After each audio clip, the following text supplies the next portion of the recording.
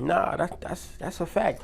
And a lot of times when we go to when we start our businesses, when we start offering products to the public and things like that, we tend to think the more services the better, the more products the better.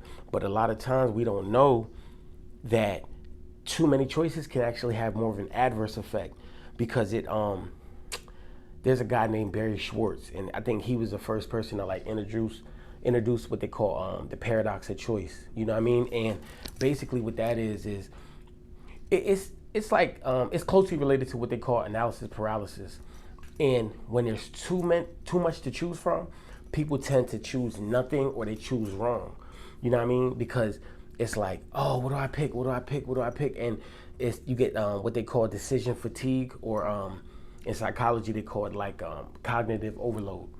And it's your brain starts working, even if it's momentarily, your brain starts to create a stress for you, a sort of anxiety because you don't really know what to pick. And it's the classic indecisiveness, but a little bit higher. And it can actually cause a disassociation with the products that you even, or the services that you see in front of you.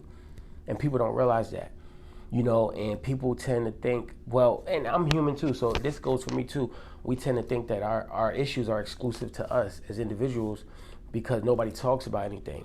So, but when you talk about things, and that's why it's so important to actually talk about how we feel, you understand, oh no, this is a common experience. But in marketing, paradox of choice is a real thing because you have to know, does your target need all these choices to make their decision? Sometimes they need to be told what they want or shown what they want. You know, how many times have you gone to buy cereal and you don't pick because it's too many, even though you know your favorite? Or what happens is, because there's so many choices, the individual, no matter what they pick, they end up thinking they become dissatisfied with whatever they pick.